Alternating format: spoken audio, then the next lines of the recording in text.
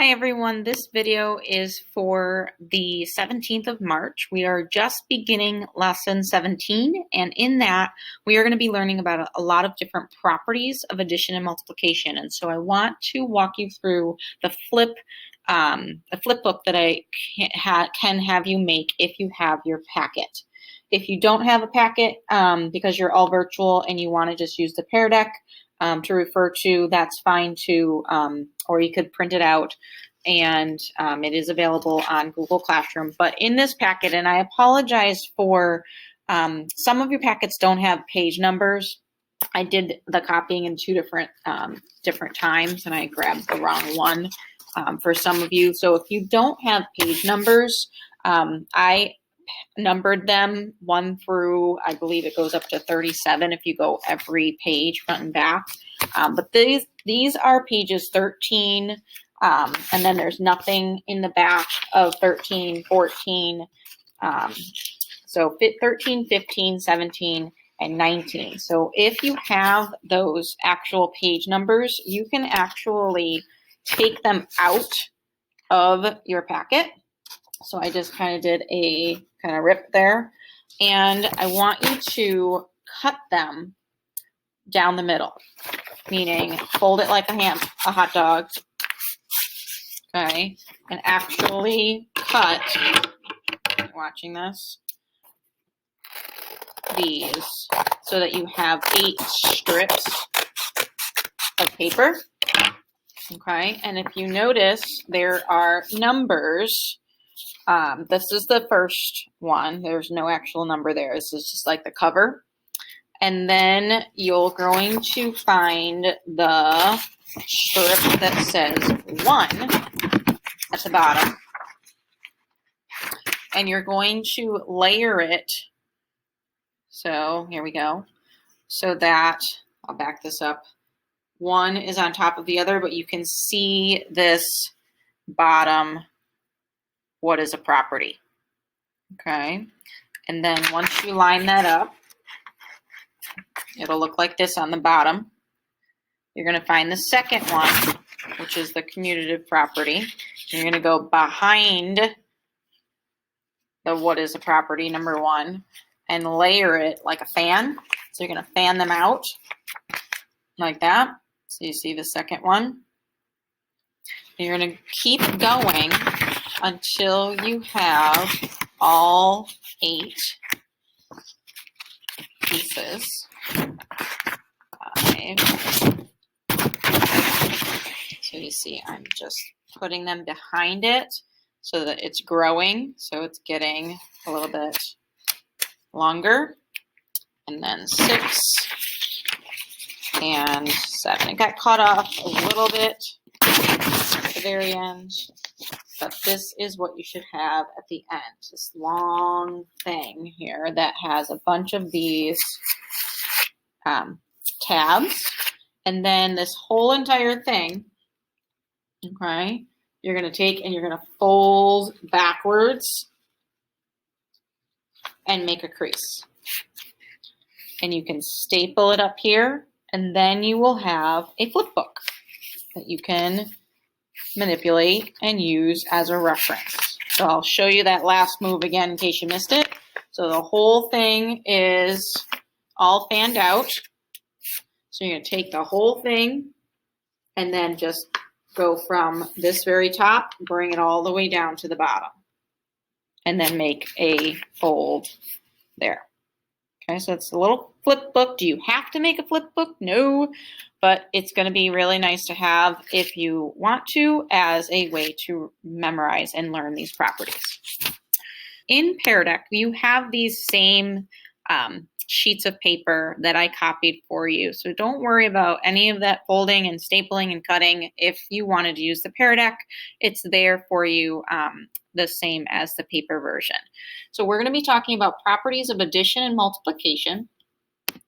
And these are going to be patterns that we're going to be seeing and noticing in numbers. And there are certain patterns that we see, and we've given them names, and we have to be able to understand what the name of the property is and then what it actually is talking about. So let's talk about what is a property first.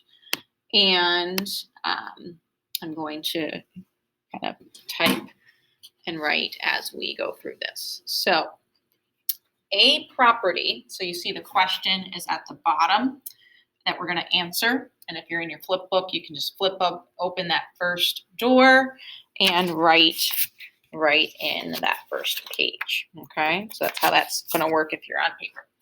So a property is a characteristic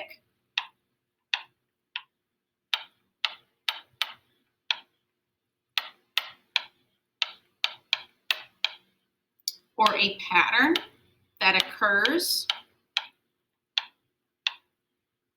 when numbers are added together or multiplied. So these, like I said in the title, these are just multiplied. These are just occurring with addition and multiplication. You don't have any of these properties working when you're dealing with numbers that are being subtracted or divided. So that's why we're calling them properties of addition and multiplication. So what is a characteristic? So you think of like, oh, I have a characteristic of blue eyes or brown hair, that kind of thing. But we're going to be dealing with characteristics of numbers and what happens when we add certain things together. And as we go along, you'll see about those patterns. So it's going to be, the next one is the commutative property. So the commutative property is on the bottom, and now the notes about that property is on the inside if you're in that paper book. So I want you to think about someone commuting from work to school, from work to home or from home to school. You go to school every day if you are a hybrid student, and you ride that bus or you get driven and dropped off. So you start out at home and you go to work or school, and then at the end of the day, you go back. So that's just a real life connection so that you see the word commute in the word commutative property. So to commute means to move around. You move from one place to the other. And so the move around property is going to be that we can change or move around the order of addition and multiplication problems. And we've actually talked about this in class. It doesn't matter whether the 5 or the 10 is first. If you multiply 5 times 10 and 10 times 5, you will both get 50 in both cases. Same with addition. If you have the 2 first and then the 3, you can switch around the order, move around the order. The turnaround rule sometimes is what this is called, and you can get the same answer, 5. So I want you to create your own numbers, any numbers at all, either multiplication or addition. I'm going to use letters to represent the fact that you could choose any letter, any number, A, and add it to any number, B. So you pick numbers. I'm just showing you with variables, and then you can switch them around with that addition in this case, and it would be the same exact answer. Okay, so that's the commutative property, the move around property. Doesn't matter the order of addition and addition or multiplication, you can switch it and it still equals the same number. The next property that we're going to talk about is called the associative property. And to associate, little way to remember this is to group yourself together. So if I wanted to go and associate with these people, I would kind of move over into that group. So to associate means to hang around or to have a group that you are with. So this is the associative property, and it's going to be talking about parentheses. And we can move the parentheses and group different numbers together and we will have the same answer. So it's similar to the commutative property where you have an answer on one side and it's the same as the other, but we're doing some moving. But the associative property, we're going to be grouping numbers together. So I'm going to put parentheses, I want you to as well, around the 2 and the 3, and then around the 3 and the 4. Notice how the parentheses are grouping different numbers. The first parenthesis groups the first and second number, and then the parenthesis on the right groups the second and third number. So mathematically, this is pretty neat because we can multiply 2 times 3 and get 6, and then multiply it by 4, we get 24. If we regroup and we multiply 3 times 4 first, and then multiply by 2, we still get 24. So that's the cool thing about the associative property. Grouping different numbers just with multiplication. Notice there's no addition going on. It's all multiplication. Now let's show it what happens when we use addition. So I'm going to put a parenthesis grouping around the 1 and the 2. And then I'm going to put it around the 2 and the 3. And mathematically, 1 plus 2 is 3. 3 plus 3 is 6. And then 2 plus 3 is 5. And 5 plus 1 is 6. So that worked. You can create your own multiplication one. I'm going to use the letters A, B, and C. You can use any numbers you want. 4, 5, 6.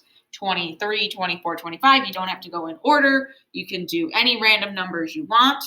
And I'm going to have the numbers be in the same order. So if you pick 4, 5, 6, you're writing 4, 5, 6, and then 4, 5, 6. And then you pick where do you want to group your parentheses first. So maybe you want to put your parentheses around the B and the C. And if you do the second and third number, then you have to move over and do the first and second number. So make sure your parentheses are grouping different numbers on the left than on the right. Okay? So associative property, grouping numbers together differently. Moving on to that next property. Oops. There we go. And so we are moving down here to the 4th property in our book, and it's called the identity property. So I want you to think about your own identity. You are unique. There's no one in the world like you. And so no matter what happens to you, you will still have your own identity. And so whatever happens to these numbers, they are going to keep their own identity, meaning they are going to stay the same, okay? So you are going to get older, but you're still going to be you. So time will not affect your identity. It might affect how you look. You might get older, but you're still going to be you. So the identity property has 2 different aspects to it, one for addition and one for multiplication. So when we add 0 to a number, it keeps its own identity. It stays the same. So any number plus 0 is itself. I'm going to change it here to itself. So add that word in. So when you add 0 to 5, it stays its own identity and it stays a 5. So you pick your own number, plug it in here, right here. I'm going to use just x plus 0 is going to be x. So any number you pick plus 0 is going to be its own number. Now, when this happens in multiplication, it's not with it's not with multiplying a 0. So this rule occurs when any number is times 1 is going to be itself. So it's not with the 0. That's why there's 2 aspects to this. When you're dealing with multiplication, the number stays the same when you multiply it by 1. So 8 times 1 is 8. I know we know that. And so any number n times 1 is going to be itself. So the idea is that the number doesn't change. When does the number not change? In addition, it's when you add 0. In multiplication, it's when you multiply it by 1. that's why there's two different parts of this. So identity property. The next property is called the inverse property. And so I have a couple of cool pictures here. You can do this on your phone if you have an smartphone. You can choose to invert the colors so that whatever is black is white and whatever is dark is light. And so that's kind of fun to play around with. And the inverse property is similar to that. So we're going to be dealing with opposites, okay?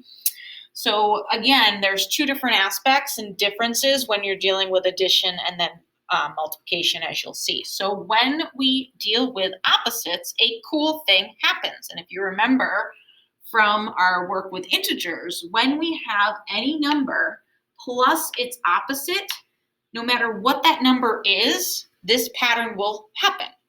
It will equal 0. So if you have a -5 and you add a +5 to it, like you owe someone $5 and then you pay them back $5, you end up with no money, but you have no debt and you are all paid up. So you can create your own addition inverse property example by picking any number. I'm going to do negative p, and then I'm going to add positive p, and that will cancel each other out, and we will get 0. So you don't have to do the negative first. You could say, I'm going to do 10 plus a -10. Oftentimes when you write the positive and then the plus sign, I'm going to put that negative in parentheses just so I don't get confused with the addition sign and the negative sign, because it looks so similar to the subtraction sign. In multiplication, it's a little bit different because we're going to be seeing that pattern of not getting a 0 every time, but we're going to be using the pattern of when do we multiply numbers and they equal 1 no matter what. And that's what happens when we multiply any number by its reciprocal. So when we have the whole number 8, 8 is the same as 8/1. If we multiply it by its reciprocal, we're going to flip it around and that becomes 8/8, which is 1. And that happens no matter what number we pick and multiply it by its reciprocal. So I could pick 56 and multiply it by its reciprocal 1/56, and I would get 56/56, which is the same as dividing 56 by 56, and we get 1. So it does not matter. Any number, I'm going to call that number y. If we multiply it by its reciprocal, 1/y, you will get 1 as an answer. So pretty cool pattern. So we got 2 left. This one's really easy, and then the last one's a little bit trickier. So the multiplication property of 0 is only for multiplication. This doesn't happen with addition. So that's why we call it the multiplication property of 0. It's just that idea that you can take any number in the world, multiply it by 0, and you will get 0 as an answer. So you can see my example, 16 times 0 equals 0. And then I have the variable y, 0 times y equals 0. Does not matter if you write the 0 first or the 0 second because of the commutative property. And so you can add your own example here. I might pick 50 times 0, and that will equal 0. So any number at all is fair game. If you're multiplying that number by 0, you will get 0. So that one's really easy. The last one is a little bit trickier to deal with because there's 2 different parts to it as well. And it's the only property that deals with multiplication and addition simultaneously. So that's always a clue that, ooh, I'm dealing with this thing called the distributive property. We've talked a little bit about distributive property, But now we're going to add into our distributive property understanding some algebra as well. So that's going to up the ante a little bit. And I've used this reference of Oprah handing it out, handing out new cars, handing out whatever the latest thing is she wants to give away. And everybody's going to get one. Okay, so that's why I put that picture on there of you get a car and you get a car and everybody gets a car.